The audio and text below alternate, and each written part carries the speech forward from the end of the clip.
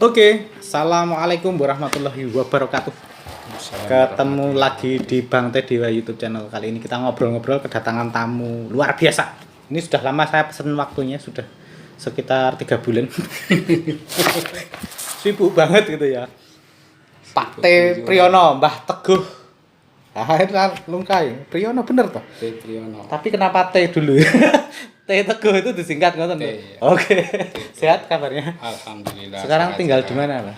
Saya tinggal di Kayuan Wetan. Kayuan Wetan, Pajangan. Ini satu kecamatan dengan saya, satu Kapanewon kawan-kawan. Yang menarik dari beliau itu ketika saya belajar ilmu jurnalistik saya sudah tahu namanya tapi jarang ketemu. Wah, itu. Nah, ternyata legenda hidup bahasanya ya. Wah, itu Mbah Teguh ini mana ya rumah? Padahal Pajangan nggak pernah ketemu. Ini kan masalah. Nah, hari ini kita akan ngobrolin tentang dunia menulis karena konon katanya tingkat literasi Indonesia itu rendah, Mbak. Ya. Katanya, walaupun kalau saya meyakini enggak juga sih, cuman mungkin parameternya apa saya nggak tahu ya. Yeah. Tapi kebanyakan orang kita mungkin karena serangan digital ini orang berpikir kemudian membacanya rendah, tidak mau beli buku atau apa, padahal mungkin anak muda sekarang malah membacanya lebih banyak membaca medsos. Oke.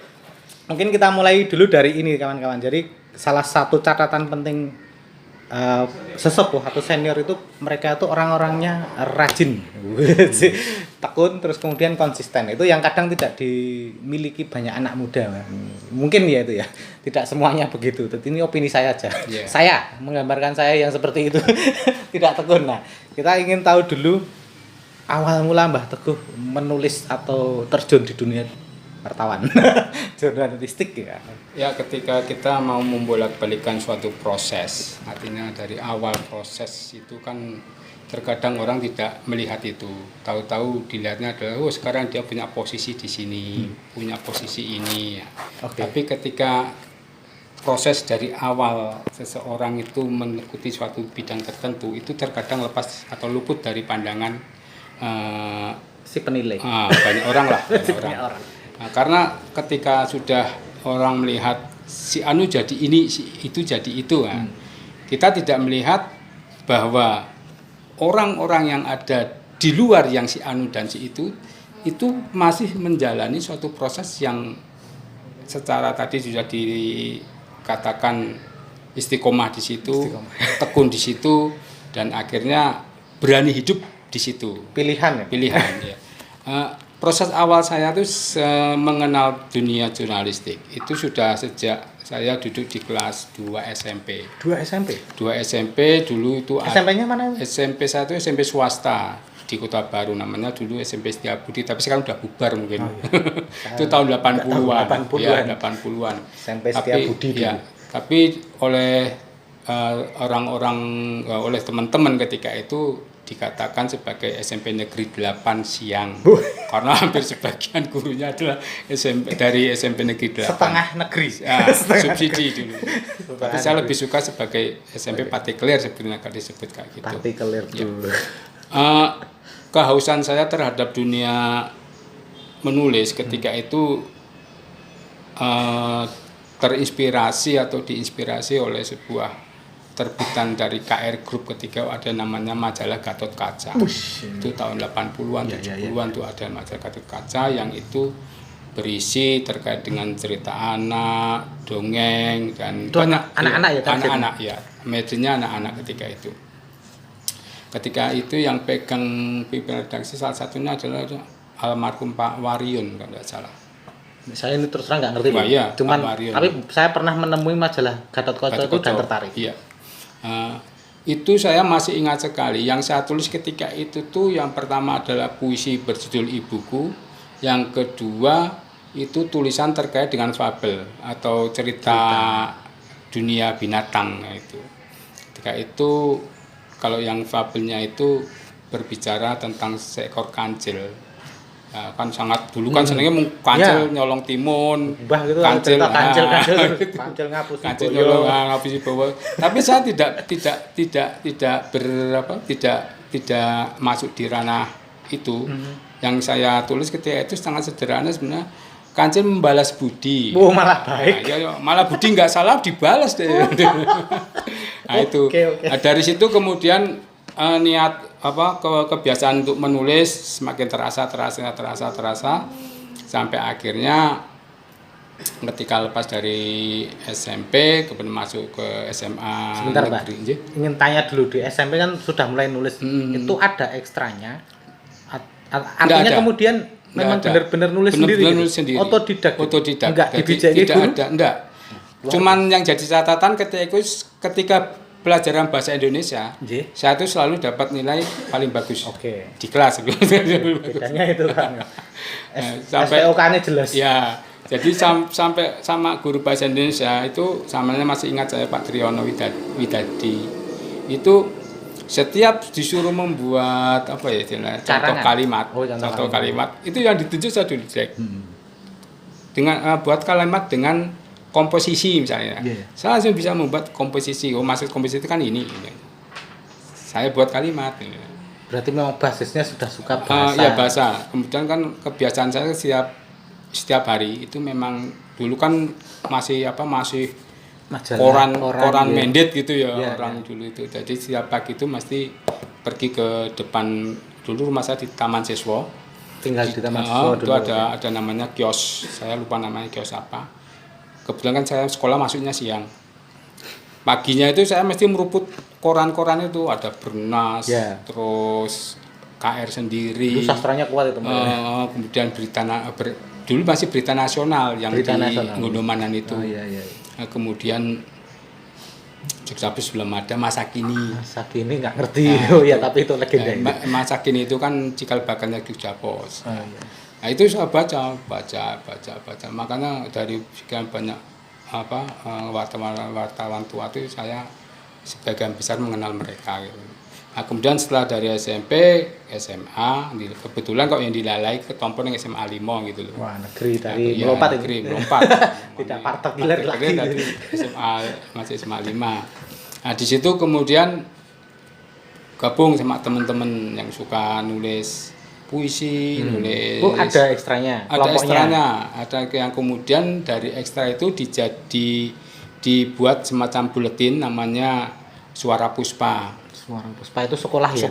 Suara Puspa itu karena SMA 5 kan punya nama Puspa Negara.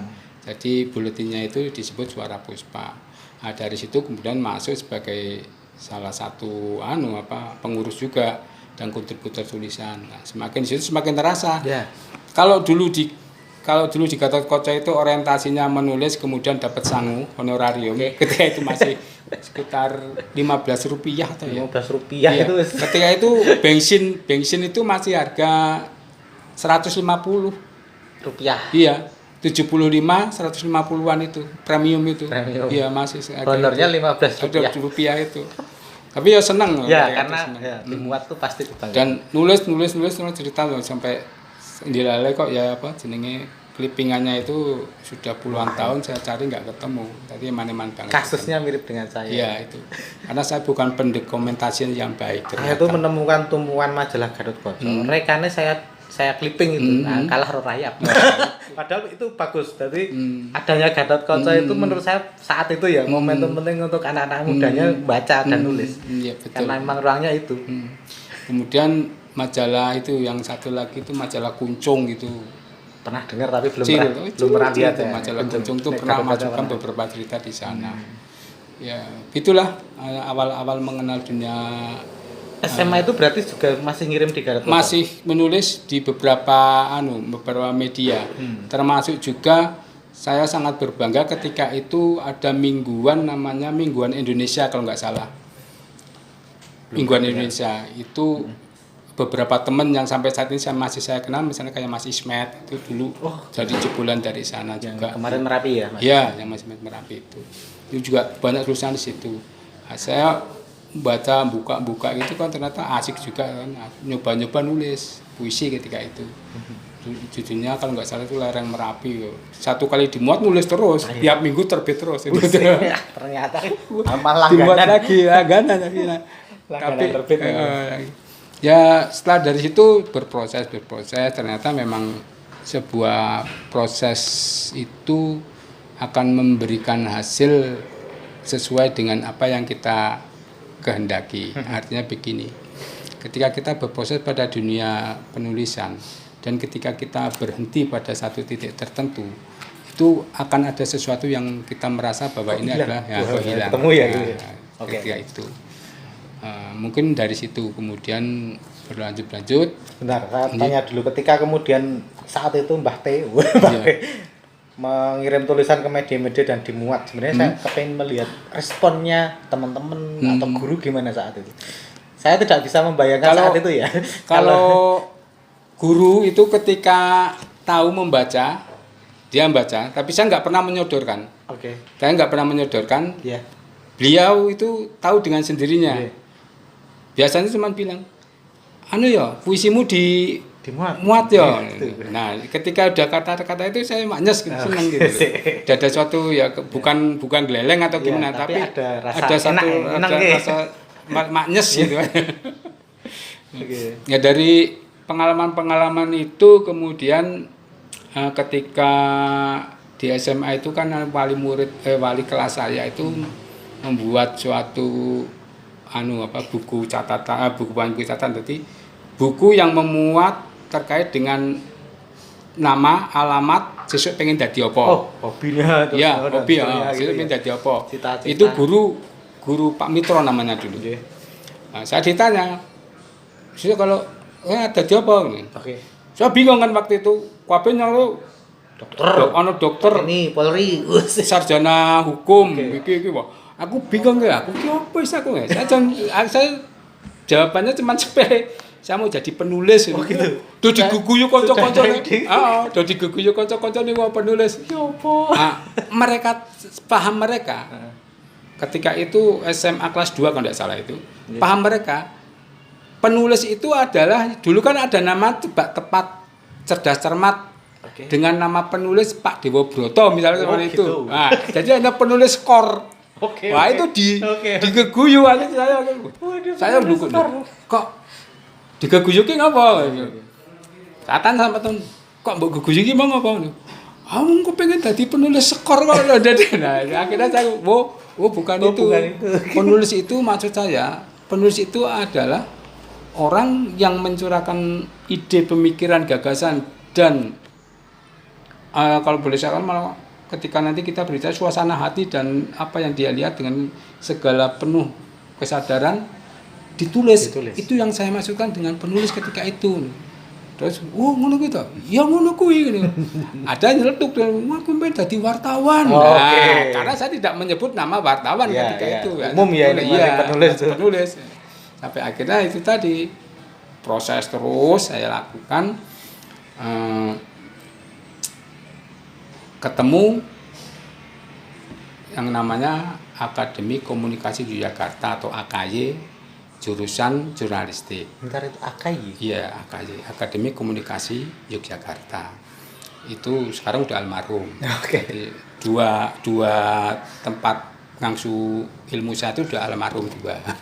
SMP Setiabudi itu sekarang udah enggak ketemu lagi situsnya. Kemudian yang kedua AKY itu sekarang sudah tidak ada lagi. Nah, dari situlah proses kemudian bergelut dengan dunia jurnalistik mulai saya kembangkan dan potensi yang ada pada saya maksimalkan. Tapi awalnya saya tuh adalah lebih suka menulis sastra. Jadi kadang tulisan berita taruhlah semacam feature dan sebagainya itu kadang-kadang pilihan atau diksi katanya itu lebih ke cerita itu yang itu yang mungkin membuat agak berbeda dengan corak penulisan teman-teman yang lain. Tapi kalau guru pas menanggapi pilihan Mbah T saat itu memilih penulis itu gimana? Ya sudah paham. Cuma bisa menghargai ya, karena kan kebanyakan nggak dipandang. Jarang gitu ya, maksudnya jarang. Tapi guru ketika itu udah paham, penulis. Mantap, sekolahnya berarti mantap. Ya itu. Karena kadang-kadang, jadi apa penulis? Mangan sekolah nanti. Itu dulu pernah saya ketika orientasi di kampus. Kebetulan sebelum saya masuk kampus itu kan saya harus jadi kuli dulu. Kuli di sebuah percetakan. Kalau sekarang masih sudah jadi kebanggaan besar namanya Berkat Offset. Berkat Offset. Iya, itu sekarang ada di Jalan Tungkak itu, daerah Tungkak. Oh iya. Saya di sana dari tahun Aku pernah nyetak di sana. iya 87 sampai 90. Jadi sekitar 3 tahunan saya itu jadi kuli percetakan. Bagian apa itu? Awalnya saya jadi finishing. Oh, tak kira ngedit apa. Bagian sing jilid kita itu. Oke. Bener, bagian jilid, bener-bener dari bagian jilid usung-usung akhirnya naik pangkat jadi bagian tukang cetak. Tukang cetak mesin gede gitu ya? mesin toko Offset gitu gitu ya? Iya, offset mesin toko. Dari itu kemudian disuruh unggah lagi tingkatnya ke tukang potong kertas. Ya. Tukang potong kertas. Nah, potong kertas kan gue mikir uteknya bagi Kenapa itu? Sulit. kertas satu plano. Oke. Itu harus itu menjadi yang mau dibahan kok ya? Iya. Kertas satu plano itu harus dibagi menjadi lembaran folio sekian, lembaran kartu sekian. Ya, Nah, mikir itu kan mumet tadi kan utek milimeter gitu. ya, Pak? Iya. Akhirnya itu tadi dari situ lepas dari situ dia diminta, "Kowe iso nglayout ora?" Nglayout ora iso, ini nak mung nempel-nempel iso. Ketika tukang layout itu tidak pakai komputer. Oke. Jadi ngetik pakai mesin Manual Macintosh, gitu. Macintosh itu di printnya itu dimasuk ditempel-tempel kayak nenggon milimeter itu, kertas milimeter layout kayak gitu. Kalkir Ya, bukan ya? dulu apa kertas apa Ini namanya? itu kayaknya dulu. Iya, setelah itu nanti diproses Baru diproses cetak. di istilahnya direkam itu pakai kertas cetak warnanya merah jambu itu agak pink-pinkan. Dari situ kemudian dimasukkan ke mesin offset. Jadi Itu puncak tertingginya jadi bos di situ. jadi bos tetap jadi kuli ya, nggak ada bos-bosan. Bentar, kembali ke itu pasca sekolah Mbak, SMA 5 kan berarti kuliahnya di AKY itu. Iya. Kursus gimana sih ceritanya tuh kok belum Gini, itu yang nulis ya. yang Saya kok sejarahnya nggak pernah ngerti gitu. yang AKY. gini, AKY itu kan dulu namanya Akademi Publisistik Ada ya? Yogyakarta. Ada Khusus ya itu? khusus itu dari publisistik itu kemudian dulu di SD Kintelan, kemudian pindah ke Tukangan, dari Tukangan pindah lagi ke kantor masa kini di Tungkak dulu. Nah, dari Tungkak itu kemudian pindah ke Babarsari di Kledoan. Nah, saya yang kebagian yang kampus yang Kledoan itu ketika sudah berubah namanya menjadi Akademi Komunikasi. Awalnya Akademi Publisistik.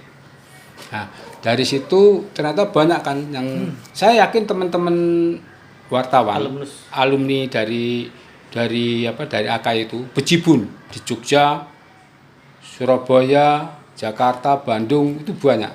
Di AKY itu yang ngajar siapa kalau bisa nyebut nama? Misalkan di AKY itu zaman saya tuh dulu Pak Oka Kusumayuda, Pak SB Bayu Wahyono, Pak Tulus itu dulu orang dari Departemen Penerangan, kemudian Pak Muhyiddin dulu pimpinan redaksinya masa kini, kemudian Pak Okto Lampito yang sekarang jadi pamret di KR. Nah, itu ternyata di situ tuh. Mereka ya sebagai tulang punggung dari makanya anak-anak dari AKY itu terus terang saja kalau saya mengatakan untuk sebuah proses jurnalistik itu tahan banting benar karena memang itu memang gemblengannya ketika itu satu-satunya ya AKY itu. Itu D1, D2, 3 tahun. Ketika S1 D3 diploma 3. Tapi dilalah lagi ketika saya di AKY kok wis cara dia mumpuni gawe opini barang udah yakin dan bisa berpolemik nang KR. Akhirnya ketika itu sudah yakin aku ki ilmu wis tak tampa kabeh. Anggap aku kudu neruske entuk ijazah. Udah cukup tulisanku wis payu ning Jawa Pos misalnya gitu. Akhirnya satu out secara perlahan menjauh dari kampus. Aktivitas hunting ya. Jadi asalnya orang kampus hunting. Hunting. Dari situ berani memilih di tengah jalan. Mandek di tengah jalan. Teman saya yang mandek itu ada namanya Azam Sauki Adam. Oh, lah orang hebat. Nah, Terus ada lagi Eko Rahmi, itu sekarang jadi ada pelukis. Sama yang berhenti itu Ali Auda, tapi dia kemudian meneruskan di kalau nggak salah di kebangsaan Malaysia atau mana saya nggak tahu. Kemudian ya banyaklah teman-teman yang, tapi yang di Jogja yang masih bertahan di Jogja itu saya dan Azam itu yang sekarang Fokus di pegang jurnalistik beberapa ya? iya. Luar biasa ya. Ternyata itu saya miss itu. Sejarah AKY itu. Nggak ngerti ya. Pernah ada yang bilang Universitas Publistik mana itu nggak pernah ngerti. Coba searching nggak ketemu. Coba saya searching memang nggak ketemu karena apa? Karena ketika itu memang belum ada yang nulis. Ya. Yang ada mungkin Akindo yang akan muncul. Oh itu Iya. kan toh? Embrionya ke Akindo? Bukan. AKY itu adalah lembaga tersendiri dan sekarang sudah bubar 2 tahun yang lalu. Eman saja nih. Iya. Dulu kita para alumni, mungkin kalau kenal namanya Agus Triatno.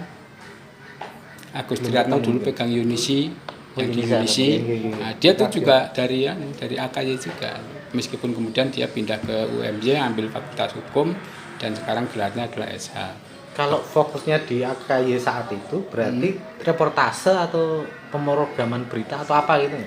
Artinya kan ada bedanya TV, radio, cetak. Ya. Kita di situ karena orientasi dari ini malah ngomong ke akademi nanti.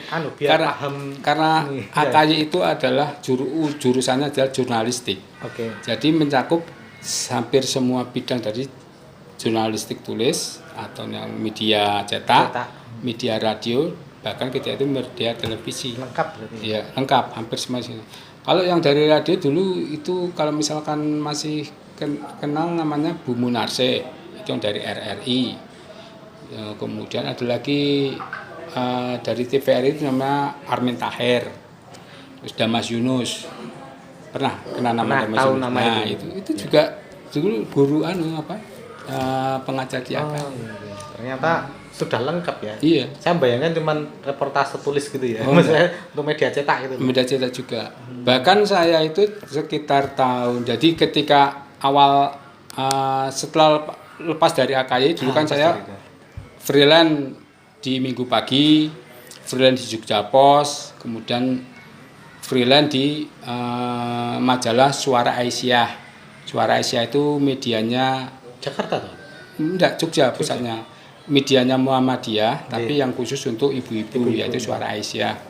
Nah, dari 3 ini kemudian ketika ada pilihan, aku milih sing di. Ya, ternyata saya mengambil pilihan untuk intens di Suara Aisyah karena ketika itu masih bulanan. Jadi lebih frekuensi kerjanya masih enak. Nah, selain media bulanan kita hunting hanya 1 minggu itu cukup hunting 3 hari. Nanti kita buat berita karena kalau Suara Aisyah kita ada penugasan kowe ngene Surabaya, kowe ning Cirebon, kowe ning anu. Jadi ditugaskan gitu sudah mulai gitu. Akhirnya itu menjadi pilihan kita karena nyun sewu dari finansialnya juga lebih agak lumayan. Lumayan karena ada penugasan luar kota kan. Kita punya pertama uang saku, uang perjalanan sama biaya media sama sama dulu kan masih pakai film itu. Iya, kamera tustel itu masih membuktikan film negatif kamera itu. 36. Ya. Isinya. Kobong. Dibuka. Nangis kalau sakit itu. Setelah itu saya memilih itu tadi Suara Aisyah sebagai bencokan. Yang lainnya kita buat sebagai freelance-nya.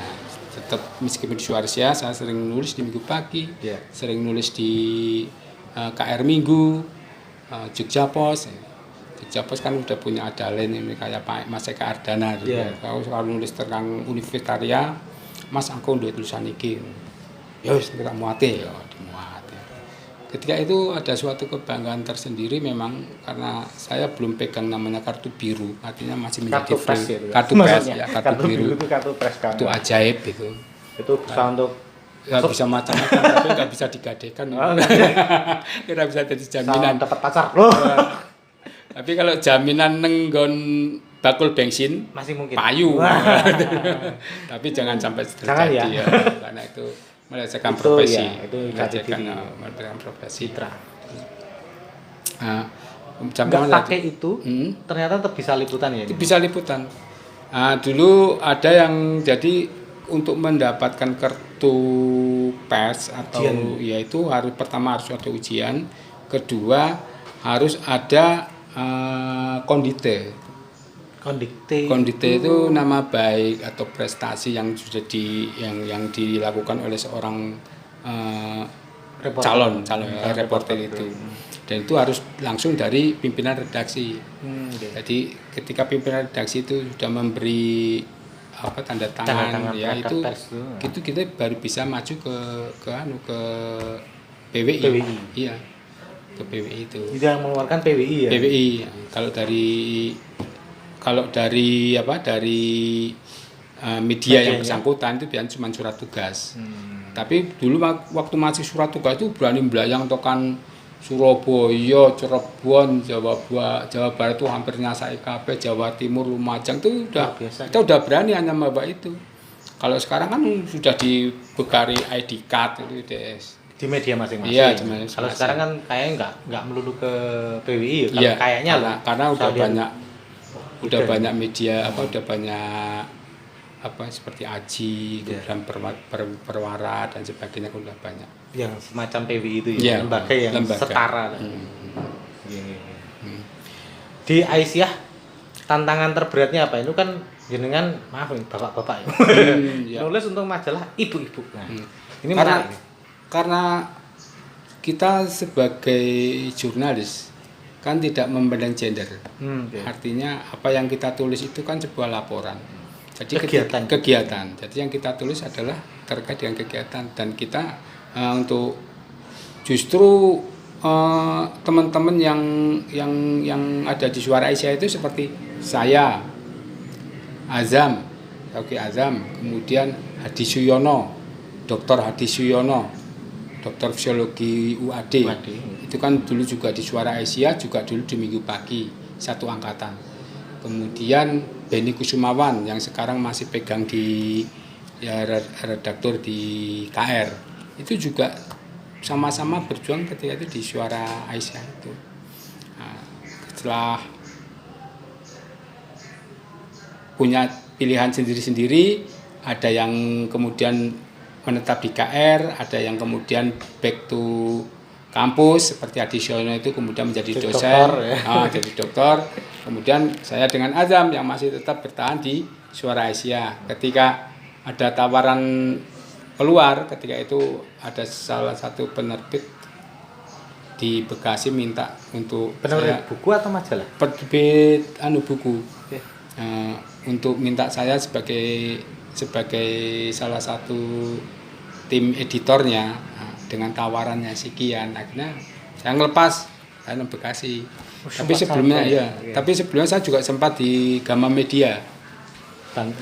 Jogja, Gama Media dan Hikayat. Penerbit Hikayat. Jadi Gama Media dan Hikayat saya pernah di sana juga sebagai tetap itu di sana. Di sana tetap sebagai editor eksklusif. Jadi kontrak by project. Iya. Jadi ketika ada buku-buku yang jadi sebagai pemilih calon buku yang akan diterbitkan. Jadi banyak naskah masuk, saya harus membaca itu, harus membaca ini layak jual atau tidak, layak terbit atau tidak, dan bangsa pasarnya seperti apa. Nah, setelah saya ngambil beberapa buku itu saya harus presentasikan pada bos. Ketika itu Bu Arna, kalau mungkin kenal Bu Arna pun. Nah, iki pangsa pasarnya ini, kemudian ya banyaklah yang kita diskusikan di situ sampai akhirnya kita panggil penulisnya, kira-kira nanti ada perubahan gini-gini seperti ini, nanti bisa dipahami atau enggak sesuai dengan penerbit, karena ya bisa kita lanjutkan seperti itu beban. Jadi dunia jurnalistik kan sebenarnya luas ya. Jadi enggak bahkan pada tahun 2007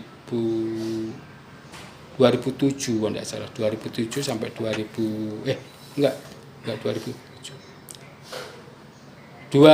sebelum tahun 2000, jadi sekitar 98 89 sampai dengan 2003 2008 itu saya pegang Dex di radio Kota Perak. Mungkin pernah dengar radio Kota Perak. Itu pindah di Bantul. Iya. Pindah di Bantul. Ya, itu pindah Bantul. Itu dari radio itu AM masih di Wetan Pasar sampai pindah ke radio itu di Jalan Pramuka. Nah, saya pegang di situ. Kalau yang masih AM dan FM di jalan bukan. Enggak, ketika masih di Wetan Pasar Kota Gede itu Raya. Ya, kan ada kan sana. Ya. Itu pegang namanya Info Kota Perak. Jadi berita-berita Jogja itu kita suguhkan pada sore hari sekitar jam 4 sore itu kita suguhkan.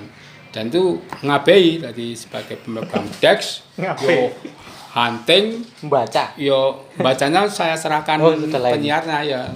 Ngetik membuat materi itu jadi naskah berita sudah jadi, tinggal dibaca oleh penyiar. Iya, udah gitu aja. Padahal itu ngikuti cara membaca. Oh iya, jadi kita atur. Nanti misalkan ada insert kita potong di sini, insert dari insert ini nanti yang megang insert itu kayak skenario ya berarti. Iya, udah kayak gitu. Itu sampai 2007 saya pegang itu. Lama juga. Kemudian freelance juga. Itu di situ udah lumayan, udah ada kompensasi yang bagus lah. Kemudian sama pegang naskah drama radio bahasa Jawa ya di radio yang sama juga. Nah, itu lucu juga. Sebagai penulis naskah, pemain, isih nyutradarani, isih main. Jadi ngapain kan lucu banget itu. Ngedit bareng. Ilustrasi musiknya. Nah, ilustrasi musik udah kita serahkan nanti. Udah direkam bareng, ilustrasi wes ya. Ini cocok, jadi. Tapi saat itu Randiwara Radio populer. Iya, betul. Banyak orang mendengarkan itu luar biasa. Nah, kebetulan ketika itu kan kita kerjasama dengan Kemenham. Penyuluhan gitu ya? Ya, kantor wilayah hukum dan HAM ketika itu. Nah, jadi isinya itu terkait dengan dialog hukum.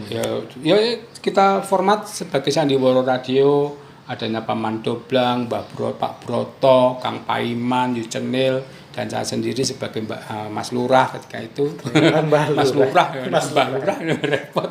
Ternyata punya jabatan lurah, bos. Itu dialog gitu.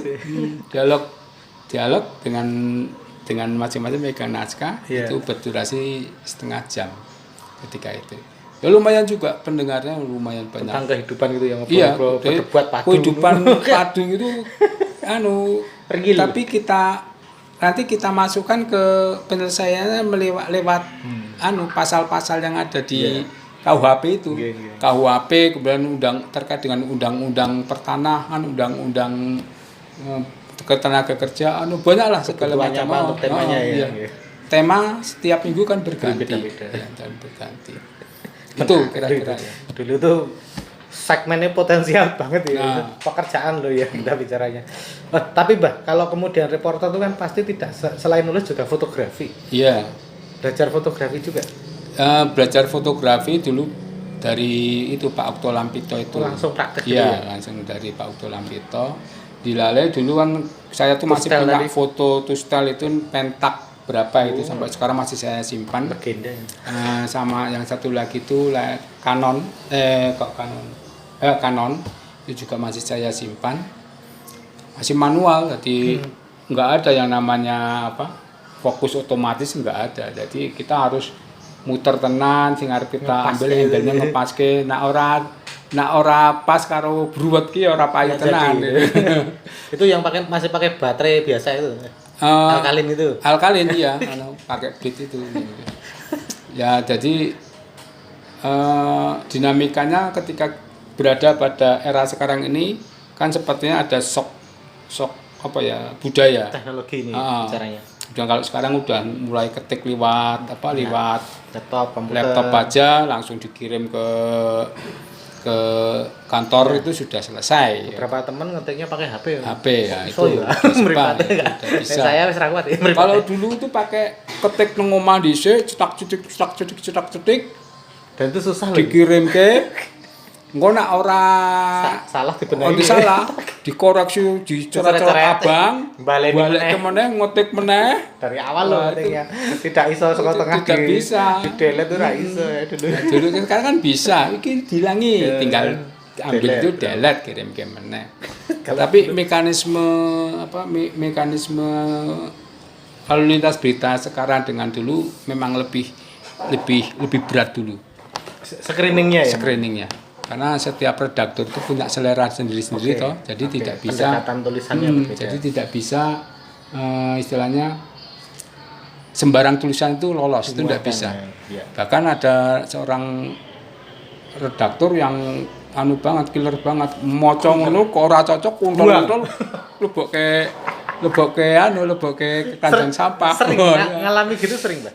Alhamdulillah saya nggak pernah. Nggak pernah. Wah, Jadi, ini alhamdulillah beda. saya nggak pernah. Resepnya apa itu kalau nggak pernah Jadi, ditolak? yang jelas itu kalau yang pertama itu ada membuat berita maupun tulisan itu kita tuh ketelitian Oh iya. terkait dengan alur, kemudian data. Kalau misalnya berita ya, misalnya straight news itu kita berita itu harus data berita itu harus jelas.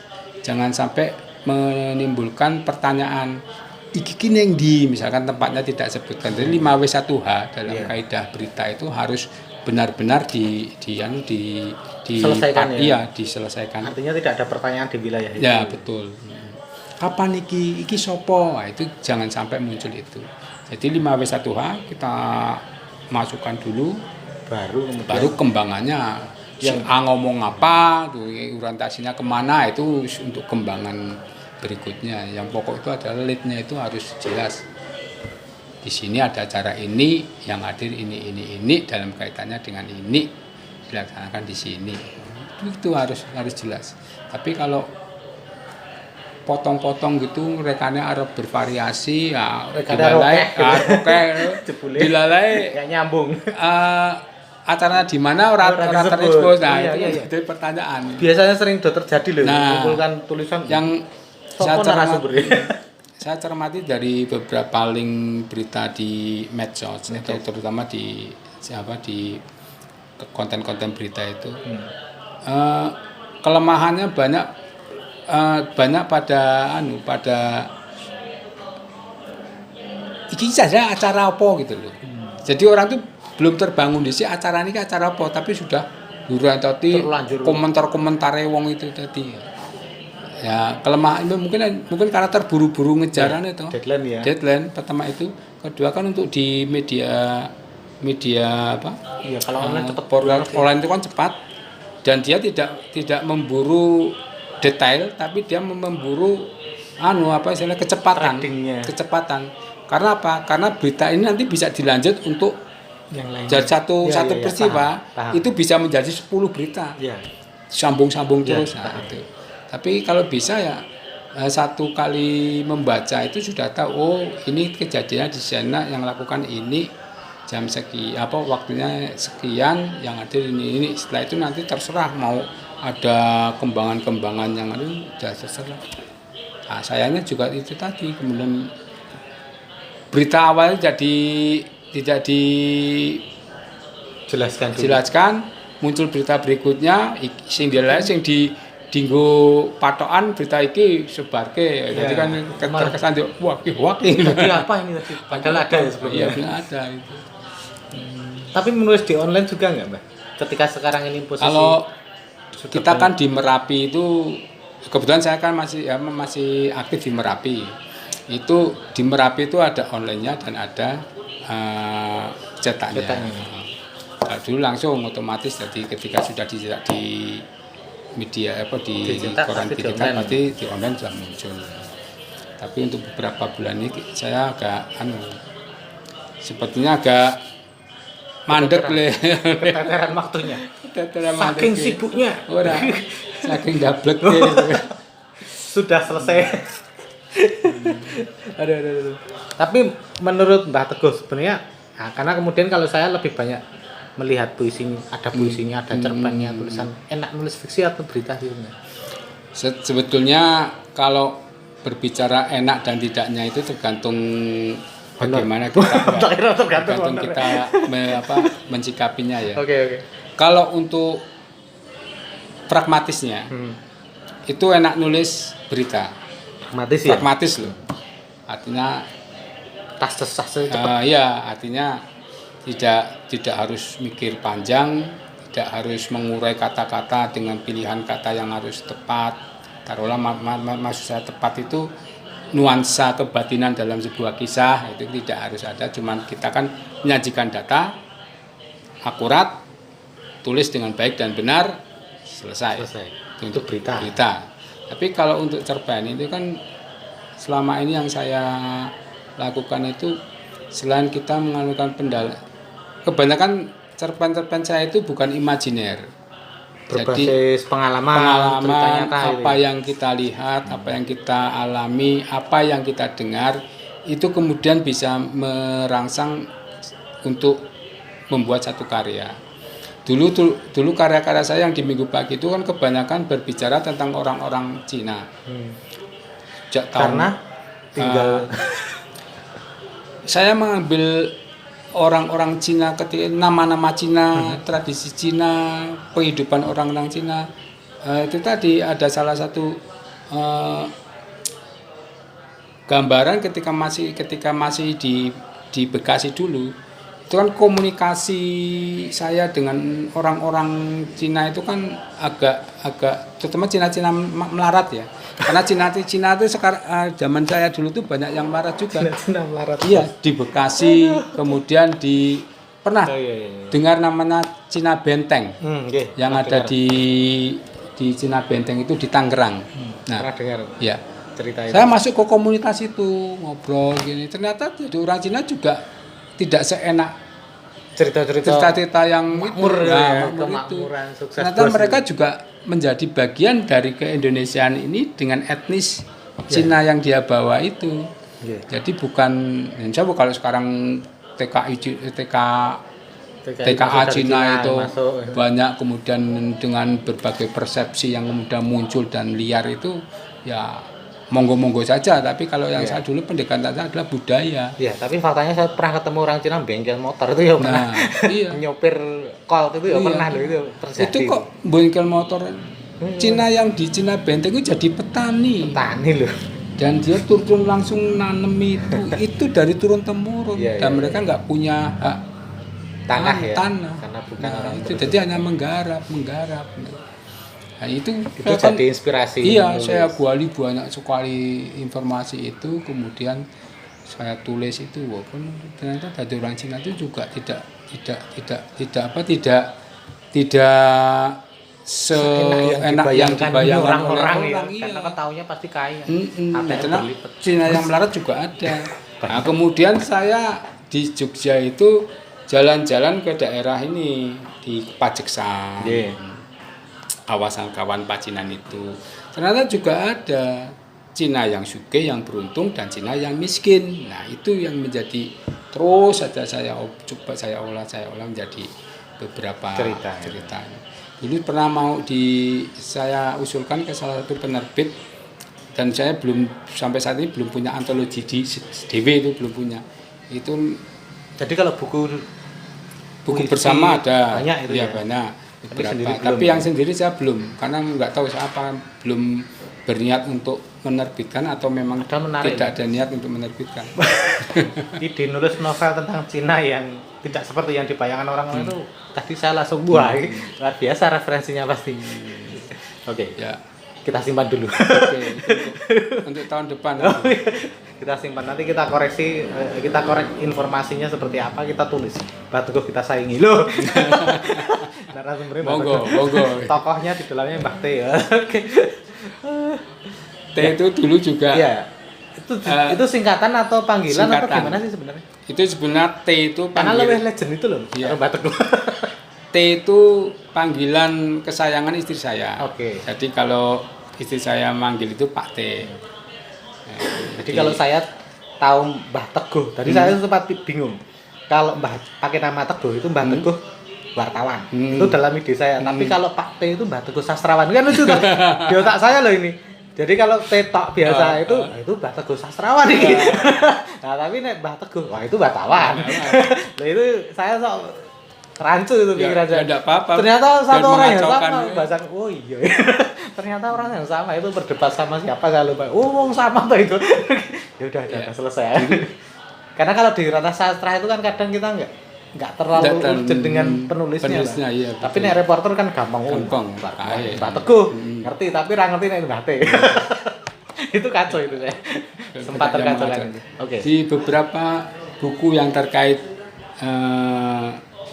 dulu kan juga selain nulis naskah drama, kemudian nulis naskah drama radio, naskah panggung juga pernah saya tulis beberapa.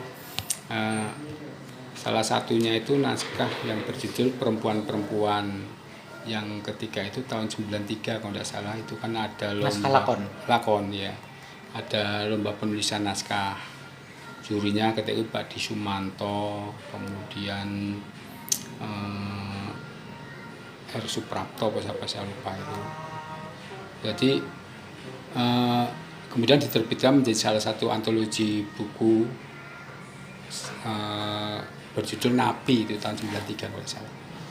Antologi bukunya Napi, iya. Di dalamnya ada naskah saya Perempuan-Perempuan. Dan itu hanya 10 dari sekitar 90 berapa peserta itu diambil 10 nominator itu. Itu tahun 93 kalau salah. Kalau kegiatan 92, tadi diterbitkan tahun 93. Bentar, ngomong-ngomong Mbah Teguh ini nulis berita atau karya sastra dalam bahasa Indonesia tok atau dalam bahasa lain? Saya nulis juga di dalam bahasa Jawa.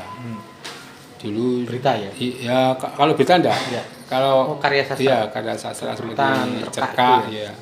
Kadang keguritan.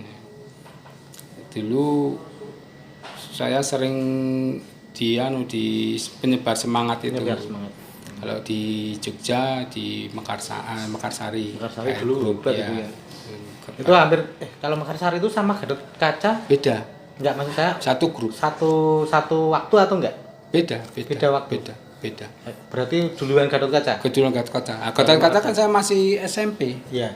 Sementara untuk yang masuk Mekarsarinya ketika saya sudah mulai berproses, sudah pendewasaan diri. Saya kira hampir di waktu bersamaan itu. Udah pendewasaan diri, udah ya. Mekarsari itu ketika sudah pasca kuliah. Sempat melihat itu majalah Mekarsari itu bahasa Jawa itu. Iya. Di Mekarsari itu dulu saya sering nulis terkait dengan mistis ini. Ya, hampir mistis. Kesepuan. Namanya kesepuan. Spiritual. Dan berita juga dulu waktu Mekarsari itu teman yang di Mekarsari itu ada Bargo, kemudian Evi, Heru. Sekarang mereka udah jadi orang-orang semua. Dengan tingkat arti dimujuk rawani. Kang pripun niku rak namung teng naskah lakon. Jadi waktu zaman Remondong yang masih pegang itu. Sempat di Kang Remondong. Kalau kemudian ini mungkin agak cenderung kepengen bertanya secara opinion ya atau gagasan jenengan terkait dengan anak-anak muda saat ini. Tadi kan isu yang di awal saya sampaikan, apakah benar sih sebenarnya menurut jenengan apa benar pendapat bahwa tingkat baca atau daya literasinya anak sekarang itu rendah? Kalau terkait dengan budaya literasi itu yang harus kita pahami, literasi itu bentuk tercetak atau bentuk tergenggam. Kalau kita berbicara literasi itu dalam bentuk tercetak, itu memang kelihatannya tren kita sekarang ini buku tercetak maupun majalah, koran dan sebagainya itu memang mengalami semacam penurunan drastis. Bahkan itu dari angka-angkanya juga semakin menyedihkan. Tapi ketika kita berbicara tentang misalnya e-book atau misalkan kita berbicara tentang gitu ya. Nah, itu kita akan melihat bahwa tingkat membaca mereka itu justru meningkat, apalagi membaca chattingan. Wah, luar biasa. Kita menulisnya budaya menulis kita tuh rendah. Hancur. Padahal nulis terus. Nah, padahal Ya. setiap hari seorang anak tuh hampir 5 jam lebih, bahkan 10 jam, bahkan 20 jam itu nulis di balesi WhatsApp. balesi WhatsAppan itu luar biasa. Nah, ini menarik loh ini. nah itu yang jadi persoalan sekarang itu satu. Bagaimana ocehan di WhatsApp itu, baik itu ocehan di grup maupun itu di pribadi share japri, itu kemudian dicetak menjadi ditulis lebih runtut gitu ya. Lebih runtut itu menjadi buku yang luar biasa. Kalau sering tuh tak bilang kamu tuh bukannya tidak bisa nulis. Nah, cuman karena terstruktur. Yang di chatting itu biasanya kan lebih lebih kalau dalam dunia seni lukis lebih ekspresif. Oke, lebih ekspresif. Nah, ya, ketika kita nulis warna nah misalnya nek grup ki di onek kayak wong kok ora trimo to, wah muncul tulisannya. Wah, itu ekspresif. Nah, itu sebenarnya kalau dijadikan satu karya, wah luar biasa. Masuk ya. Iya, masuk itu. Tentunya dipilah dulu misalkan kalau dengan sistemnya misalkan saya artinya perlu untuk kemudian diluske pertama diluske, kedua kita ambil chattingan yang sejalur. Jadi kita pilih setema kita pilih, itu jadi satu karya luar biasa itu. Saya pernah ngomongkan itu dan membayangkan itu, tapi kok kebanyakan ya sulit ya anak-anak. Masih sulit mereka untuk berpikir jauh itu, padahal loh, Anda itu punya ide yang bagus loh. Iya, ditulisan Anda di komentari tadi postingan orang itu. Bahkan saya sering gratil, maksudnya sering gratil begini. Usil dengan status seseorang. Oke. Komentator. Iya. Kalau status cuman hanya foto kemudian ngambil apa, kalau di Instagram kan ada kata-kata bagus dikasih caption itu kemudian dilemparkan ke status, biasanya saya lewati, saya enggak. Tapi ketika ada status ketikan, nah itu saya baca. Ada ketikan kata-kata apa itu saya baca. Cerita tentang apa ya? Baik cerita, ungkapan, istilah sumpah serapah dan sebagainya, itu menarik itu. Jadi sebenarnya kita dengan membaca status seseorang itu sedikit banyak kita mengetahui pribadi dan kegalauan dia ketika itu. Saya baca, oh ini agak galau. Biasanya kalau saya kenal baik, saya balas. Komentari. Saya komentari gitu. Terus dia balas lagi. Jadi cerpen itu. Jadi ada beberapa memang yang kemudian memunculkan itu. Kadang ngelak ya, seorang penulis itu memanfaatkan pikiran orang lain untuk diadaptasi menjadi sebuah karya. Boleh kan sebenarnya? Boleh, merdeka. Dia juga kalau nanti dibawa kan kisah dan nanti hanya kebetulan belaka. Tapi juga bisa inspired. Iya, inspirasi. Tapi gini, mungkin kalau tadi yang perlu diulik sebenarnya ketika berarti kan bahwa kemudian media cetak atau buku yang dicetak itu sekarang kan secara jumlah mengalami penurunan drastis. Kemudian di dunia online saya kira juga belum bisa menjanjikan salary yang cukup. Tantangan itu bagi jenengan yang dulu memang banyak nulis dicetak sebenarnya gimana, Pak? Ya gini ya. Apalagi dalam masa pandemi sekarang ini ya. Pandemi sekarang ini memang kita merasakan bahkan media cetak pun sekarang tuh terkesan ngos-ngosan dan terkesan lumpuh. Untuk bisa bergerak maju itu akan sulit. Sementara dalam media online sendiri hingga saat ini jauh dari saya kebetulan ada beberapa media online yang nawari saya. Tapi saya tidak melihat itu, bukan melihat itu bukan sebagai peluang, itu sebagai peluang untuk jangka ke depannya. Memang media online nanti akan dibutuhkan dan orang perlahan-lahan akan meninggalkan ini. Tapi pada suatu ketika tren dengan cetak itu akan muncul kembali. Dan itu kapan? Ya mungkin 10 tahun atau 20 tahun ke depan bisa saja orang ada kerinduan. Dan aku mau koran sarungan, nah itu mungkin akan muncul lagi di situ. Karena mendung dan pudan itu tadinya. Itu akan muncul lagi. Karena suasana semacam itu sekarang sudah mulai dihinggapi atau menjadi sesuatu yang sangat risih sekali untuk orang-orang seusia saya, mungkin 50-an 60-an ke atas itu sangat merindukan juga suasana pagi jalan-jalan dengan bawa koran nenteng gini, tidak HP lagi ya, itu juga sekarang tuh udah mulai dirindukan lagi. Nah, bahkan terkait dengan buku ya, literasi yang kemudian dimunculkan dari bentuk buku itu sekarang sebetulnya tetap dibutuhkan. Artinya apa? Artinya selama kita menggunakan ide pemikiran dan sebagainya ke dalam kotak ajaib, kalau saya mengatakan itu kotak ajaib ya. Kalau saya mengatakan ada setan tipis. Setan tipis. HP itu bagi saya setan tipis, betul. Ini ganggu ya. Ya, ganggu sekali ini setan tipis ini, dan kita ngusirnya nggak bisa. Bangun tidur buka. Nah, ada WhatsApp enggak? belum sholat subuh aja udah ini dulu yang ditindih. Setan tipis ini pengganggu luar biasa. Nah, itu suatu ketika orang tuh akan rindu pendokumentasian diri terkait dengan karya pemikiran dia yang akan bisa dibaca oleh anak cucu. Kalau ini jenengan kalau ini jenengan menulis sebuah apapun, sehebat apapun, ketika nyen sewu rusak, kemudian chipnya itu hilang atau selesai sudah selesai. Ya. Tapi ketika kita mencetak buku, mencetak majalah semacam ini kan pendokumentasiannya luar biasa. Taruhlah kalau misalnya punya kebiasaan mengclipping, wah itu hebat sekali. Dan sekarang ini jarang orang yang mau mengclipping. Saya mencoba clipping itu kemarin banyak rayap. Musuhnya rayap. Ya karena tempat saya gubuk rumahnya dari pangan rayap.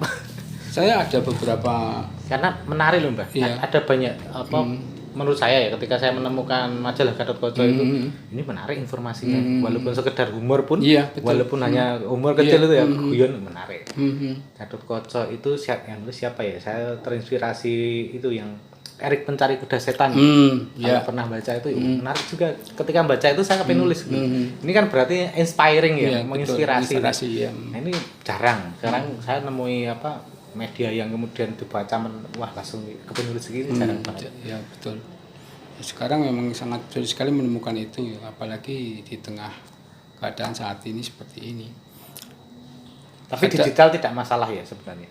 Bagi saya digital itu kan sebenarnya melengkapi pilihan juga sebetulnya. Bagaimana kita mau memberi pilihan ataukah kita tetap pada nuansa tradisional cetak.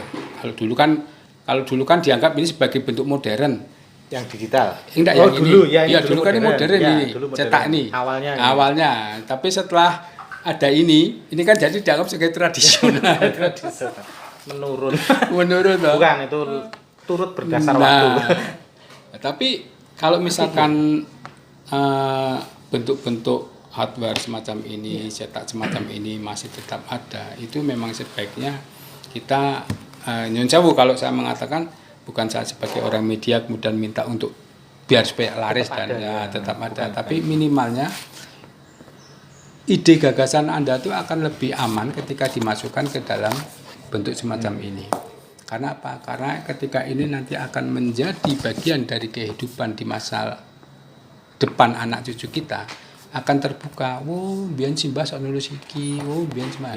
Itu akan menjadi dokumentasi dan akan prasasti dan akan bercerita tersendiri kiprah wong tuamu. Tapi kalau ini ketika saya mati, mungkin ini akan jatuh ke tangan istri. Jelas juga nanti ya. Dan kan jelas akan ide-ide pikiran yang ada di sini kan tidak semuanya akan terbackup. Biasanya kalau nompo warisan HP mesti bacanya di restart.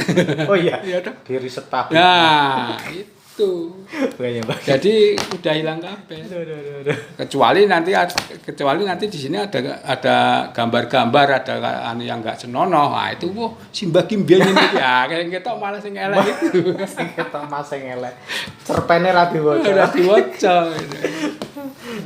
Tapi gini, mungkin kalau jenengan itu kan berarti terbiasa misalnya menuliskan sebuah peristiwa atau cerpen atau apapun itu kan melihat, karena kemudian kalau cetak ada batasan ruang, ini berapa kalimat dan kata, artinya kemudian pasti karyanya sudah sangat terseleksi.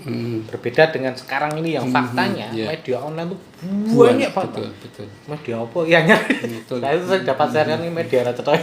Ya saya menganggap Royal karena belum kenal ya. Iya. Bukan apa-apa, bukan saya benci atau itu enggak, tapi hanya akeh banget dan itu ribuan jutaan bukan Betul. portal. Betul. Tapi kemudian itu tadi yang jenengan bilang tadi kayaknya wah ini racun lagi tadi karena kemudian nah itu sebenarnya gimana kalau tanggapan jenengan apakah Saya sering mendapat kiriman cerita bersambung dari beberapa teman yang baik banyak, artinya mesti seperti sejarah Borobudur atau karya-karya Esa Mintarja, Apit Bukuminore itu banyak yang masuk. Tapi pada sisi lain itu juga banyak karya-karya saya nggak tahu penulisnya itu siapa, tapi mencantumkan nama di situ, entah itu nama asli atau nama samaran nggak tahu. Yang menjadi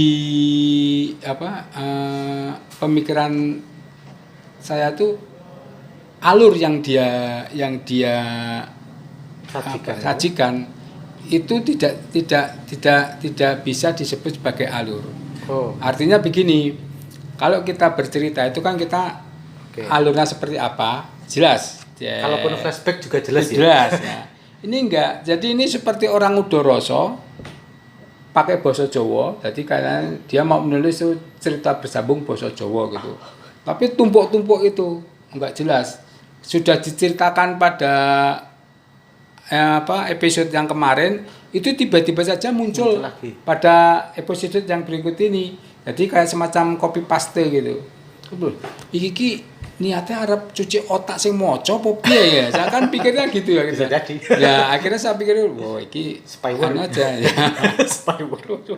Akhirnya saya hilangi, setiap dapatin nggak saya baca, sadar kan. Tapi memang saya pikir salah satu kelemahan online itu gampang kopas, Mbak. Betul. Jadi kadang-kala saya juga menjumpai ini artikel saya pernah baca di mana, kok muncul di media yang lain. Iya. Gitu. Dia cuma kopas, edit ganti bahkan cerpen itu kadang ganti jeneng pengarangnya bukan sampai tokohnya. Misalnya tokohnya Mbah Diah jadi Budia atau ganti Bujeti ini kopas deh itu. Cuman nggak yakin ya kadang-kala kan kita nggak yakin karena cuma baca kayaknya pernah ada deh. Tapi kalau kelemahannya itu saya kira. Betul. Yang menjadi keprihatinan kita kan itu. Jadi sebuah karya itu akan mudah diduplikasi oleh orang lain ketika dia mempunyai aksesnya pertama itu, kedua terkait dengan kemampuan Android yang dimiliki untuk bisa melakukan betul. Makin banyak problemnya makin banyak itu. Nah, yang diperlukan itu. Jadi maksudnya keautentikan karya itu bisa dipertanyakan. Dan itu kan tidak ada polisinya. Tidak ada. Kalau untuk di online Mas ya. Iya. Kalau di majalah jelas. Ada. Kalau setahu saya misalnya saya redaktur KR, saya pasti juga punya spion untuk betul. Jawa Pos untuk iki, Jawa Pos untuk iki. Saya nggak mungkin pakai itu toh. Maksud saya gitu loh. Iya. Kalau di online kan kayaknya nggak ada. Nggak ada, betul. Bener-bener liar banget. Bahkan coba dibuka ya satu media online yang jauh kalau misalkan ini tidak menyebutkan satu berita saja itu nanti akan muncul berita yang sama.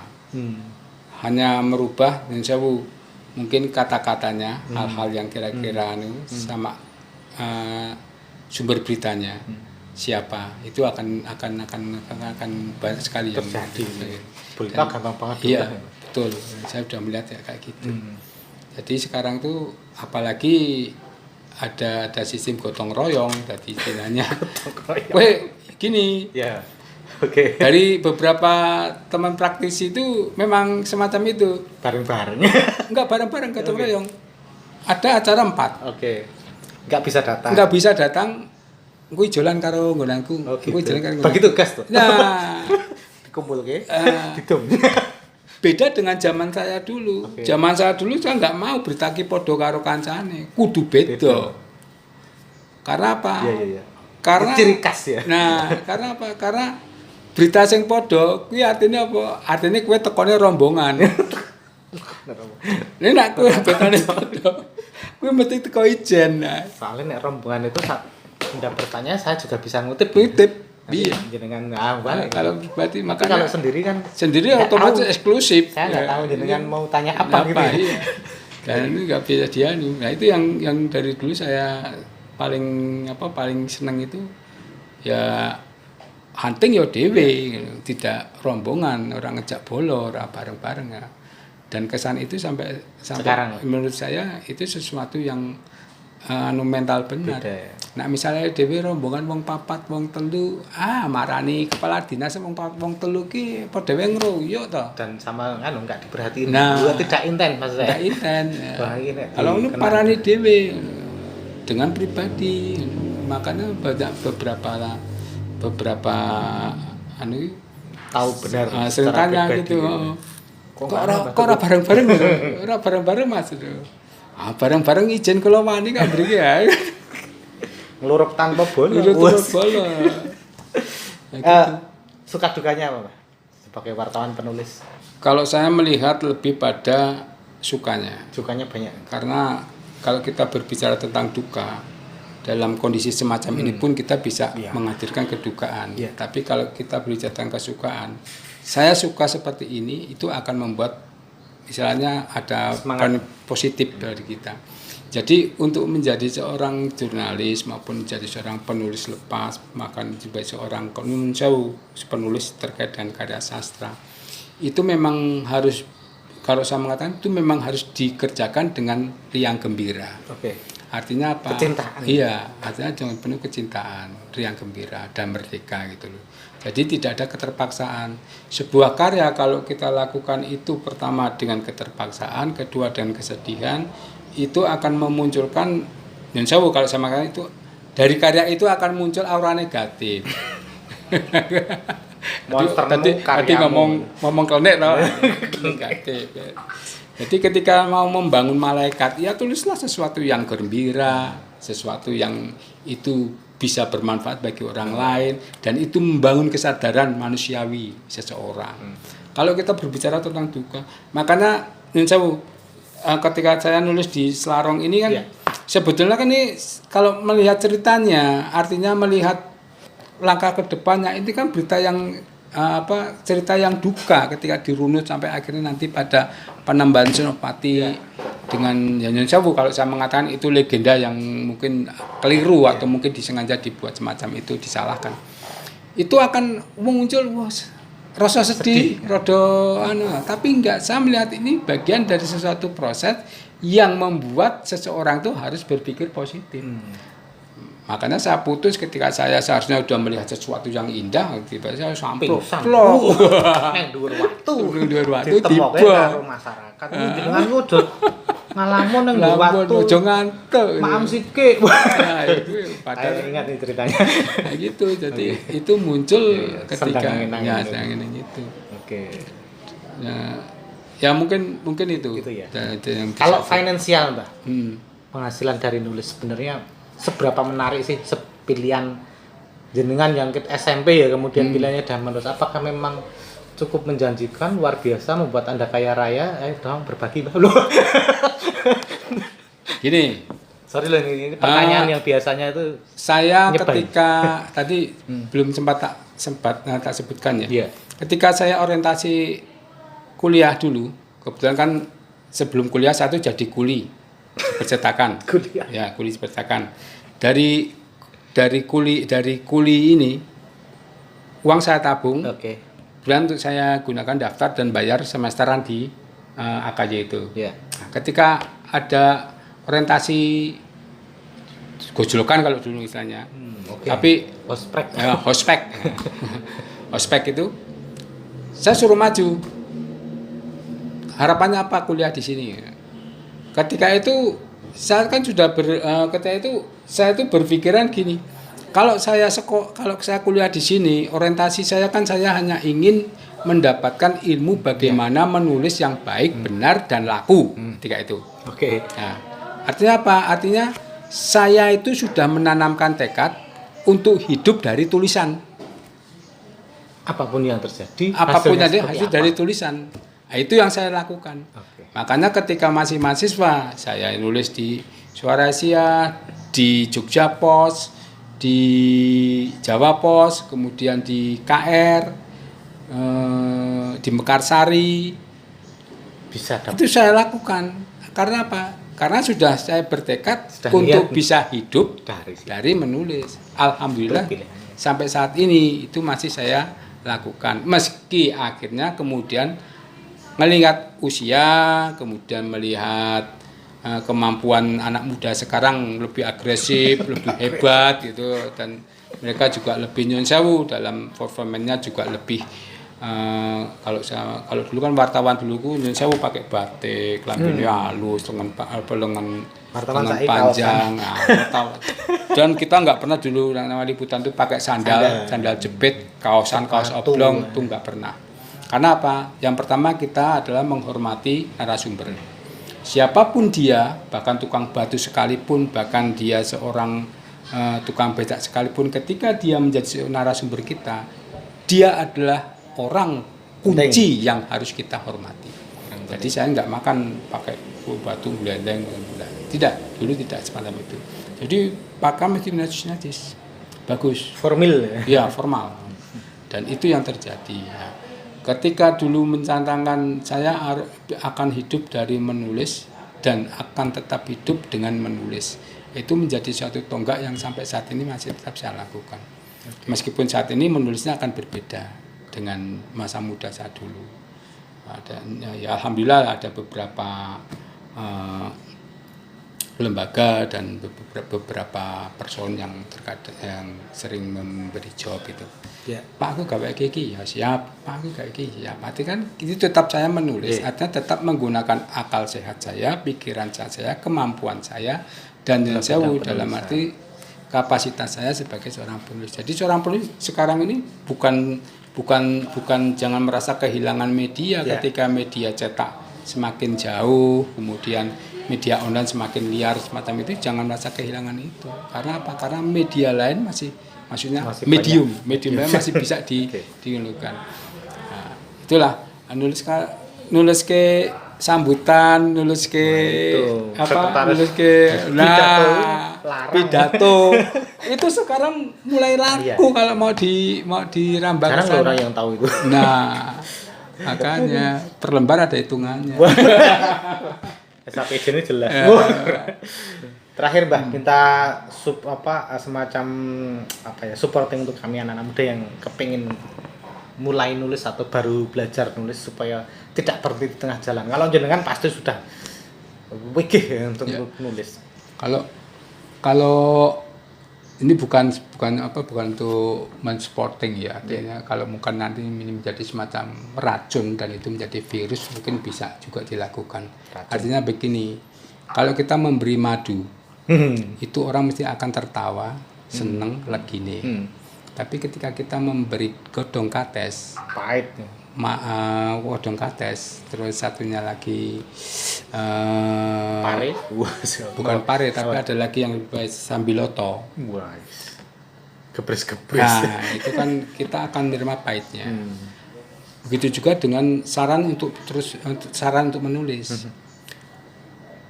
Menulis itu sesuatu yang sangat berharga dan sangat indah untuk dilakukan, karena orang lain tidak bisa membaca pikiran kita, tidak bisa membaca suara hati kita, tidak bisa membaca aura keinginan yang akan kita sampaikan.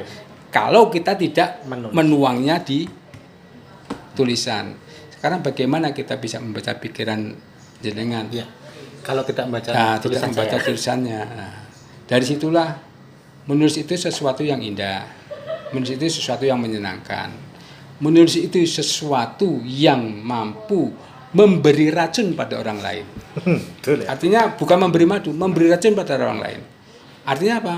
Bukan dengan kata-kata jorok, bukan kata-kata yang tidak senonoh, tapi dengan kata-kata yang bisa kita sampaikan dengan penuh kebajikan, dengan penuh ketulusan kita menuliskan itu akan menjadi inspirasi bagi orang lain. Dan itu menurut saya bukan madu tapi racun. Ketika orang membaca itu, wah aku kepengen nulis iki, wah aku kok disentil nang kene, kok aku nang kene iki kayak ditantang. Nah, semacam itulah yang perlu dilakukan oleh anak-anak muda kita. Kalau saya melihat anak muda kita sekarang itu luar biasa.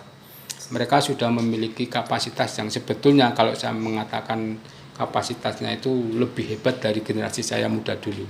Karena generasi muda saya dulu itu karena terbatas pada informasinya ya. Informasi terbatas, mendapatkan akses media informasi juga sangat terbatas.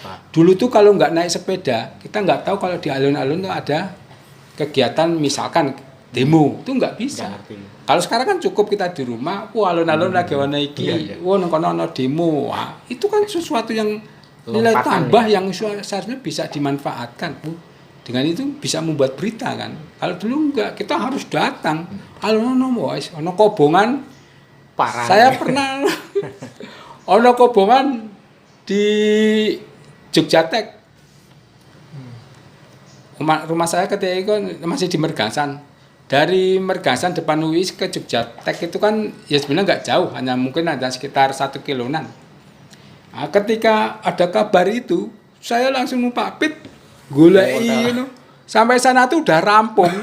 Jadi kobongannya wis ono. Padahal kepengen udah habis.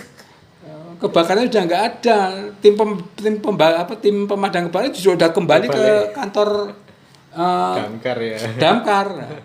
Artinya apa? Artinya dari ada keterlambatan itu juga merupakan suatu hambatan, kelemahan ketika itu. Tapi kita bisa mensiasati itu. Datang ke kantor polisi, tanya ke Polsek Kumbulaja, tanya kejadian ini saksinya siapa ini. Akhirnya jadi. Meskipun ketika itu fotonya ketika itu sing dioman dingin. Oh itu klise banget kalau kayak gitu. Itu foto paling buruk. Kalau dalam bahasa itu foto paling buruk. Foto paling buruk itu adalah seseorang tampil menunjukkan karena dia nggak dapat momentum yang bagus ketika itu. Teman-teman tantangan teman-teman reporter senior itu seperti itu, on time kemudian harus mencari artistiknya yang jelas di sana itu sulit banget. Kalau kita kan online gitu. Naik sepeda itu luar biasa. Bahkan dulu pernah dapat satu narasumber seorang kiai. Sudah datang, dia minta kangsangan besok pagi. Besok pagi aja setelah sholat subuh.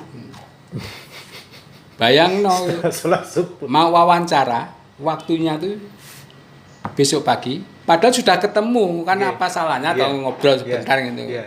Dia nggak mau, besok pagi aja setelah sholat subuh. Siap Pak Kiai.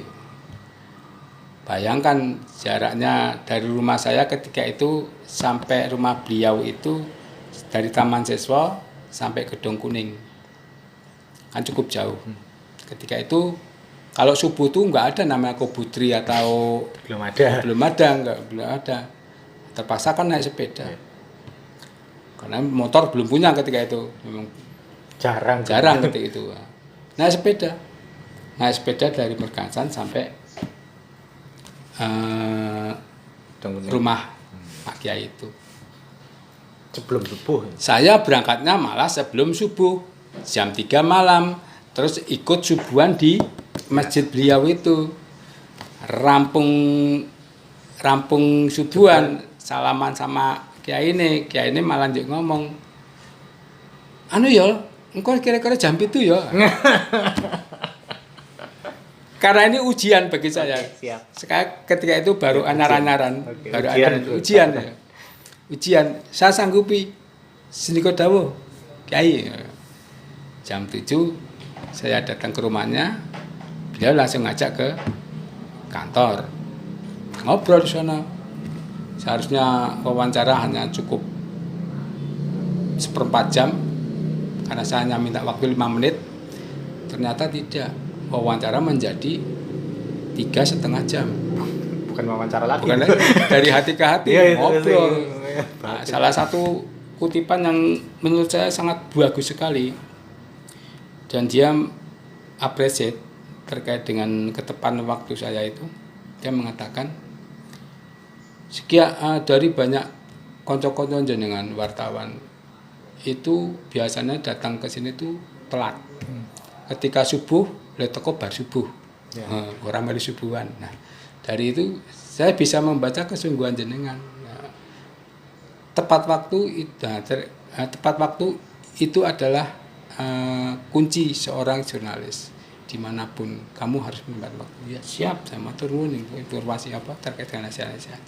Dan itu yang saya pakai. Andilalai ternyata setelah lama saya telusur, beliau itu juga salah satu pemilik media ketika itu namanya Kuntum. Oh iya ada kan? Muhammadiyah ini ya. Muhammadiyah. Untuk remaja. Ya, salah satu itu. Artinya dia ya benar gitu. Akhirnya benar ketika begitu, nah ya udah ngobrol itu 3,5 jam ngobrol dia cerita gitu. Banyak ilmu yang saya dapat dari sana. Karena itu ketika itu saya memang baru semangatnya liputan. Wah, luar biasa seorang menjadi seorang pendekar. Oke, kalau bicara pengalaman pasti banyak hal dan tidak mungkin kita ungkap semua di sini. Kita tunggu novel beliau tentang jurnalisme. Terima kasih waktunya, sudah 1 jam kita ngobrol-ngobrol. Sehat selalu Mbah dan terima kasih telah hadir di obrolan kali ini. Terima kasih teman-teman yang telah menyaksikannya juga. Assalamualaikum warahmatullahi wabarakatuh. Waalaikumsalam warahmatullahi wabarakatuh.